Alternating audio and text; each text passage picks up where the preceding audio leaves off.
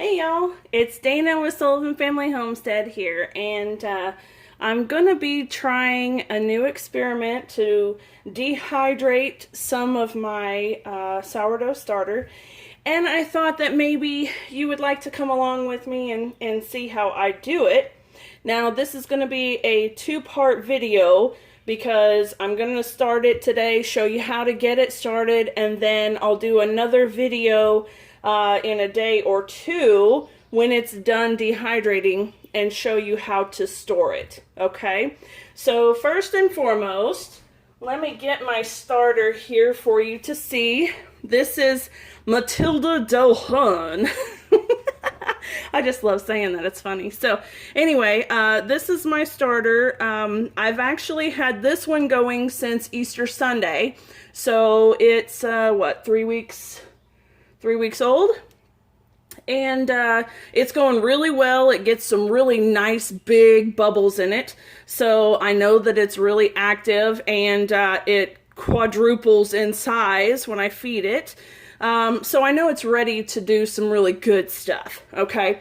And so what I've done is I've gone ahead and fed it this morning, and I waited, actually it was closer to lunchtime, and I waited a few hours for it to more than double in size so that I know that it's close to its peak.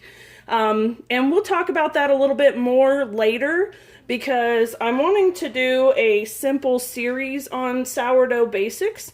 And so we'll talk about peak later, but I wanted to feed it and then get it up to peak. And I've taken some out. I've got maybe a quarter of a cup's worth here because I'm only doing one tray. So in my dehydrator, I've got one of those fruit roll-up trays, and so that's what I'm going to use to spread my sourdough on. All right, and so I'm taking just a quarter of a cup of dough approximately, and I'm going to add just a little bit of water at a time because I want this to be kind of like the consistency of heavy cream or paint. So my starter is typically on the thicker side, more like a really loose dough. So I want to mix this up with some water to thin it out because we're going to paint the sourdough starter into that tray, just a really nice thin layer of it. And I have my pastry brush here that I use to brush butter onto bread and things like that. And so I'm going to use that to spread the sourdough out on the tray. And I think that's pretty good. So I can't tell you exactly how much water that was, but maybe a teaspoon's worth, maybe a tiny shade more, not much. You really want to just kind of eyeball it and just do a tiny bit at a time because you can always add more, but it's incredibly difficult to get it thinner once, or get it thicker once you've got it a little too thin. So then you start using extra of your sourdough, and well, that gets into a big vicious cycle. So we're just going to spread a thin layer of sourdough around our tray. And I'm not much into editing videos, so unfortunately you're just going to have to watch me do this or fast forward the video. I won't be offended if you do that. And I'm just going to talk to you for a quick minute while I'm brushing this on. Alright, so I'm just brushing on as consistent and even a layer as I can get. And then we'll put the dehydrator on and let it do its business until it's totally dry. So like I said, I'll come back on in a day or two and do another video showing what to do for the next step. Okay, so I'm just going to go ahead and come around and I'm adding just a little bit around the whole tray. Now when this is finished, it's going to make this fun little layer of crackly, dry sourdough, and we're going to crumble it up and put it in a Ziploc, and it'll store for a very long time.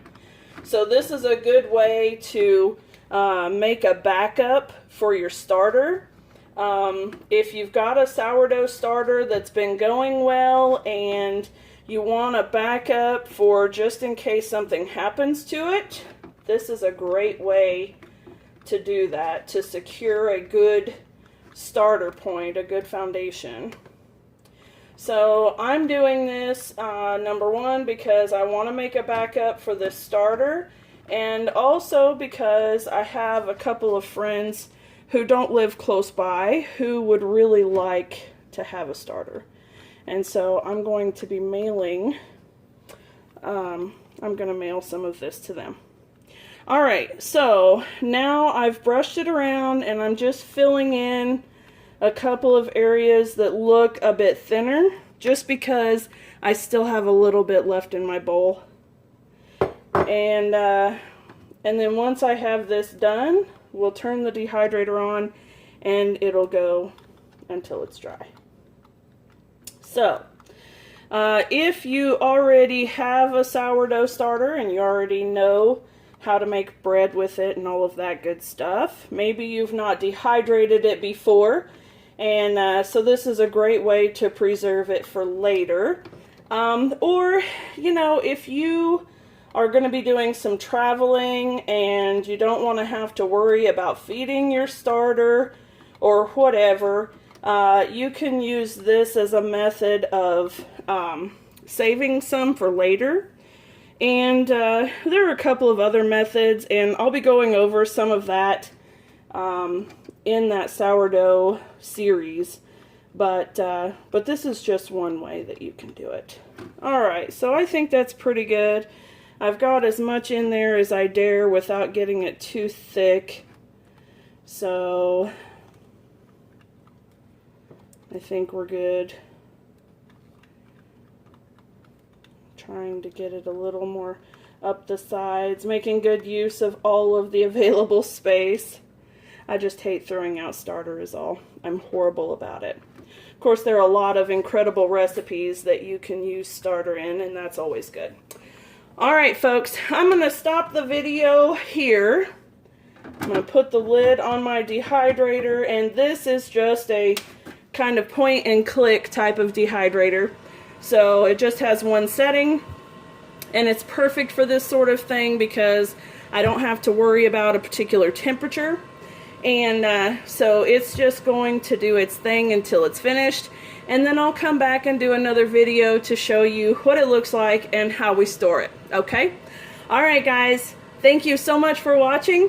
If you're new to our channel, welcome. If you're not already subscribed, go ahead and click that subscribe button. Give us a thumbs up to let us know that you like the topic of sourdough and that you'd like to see more.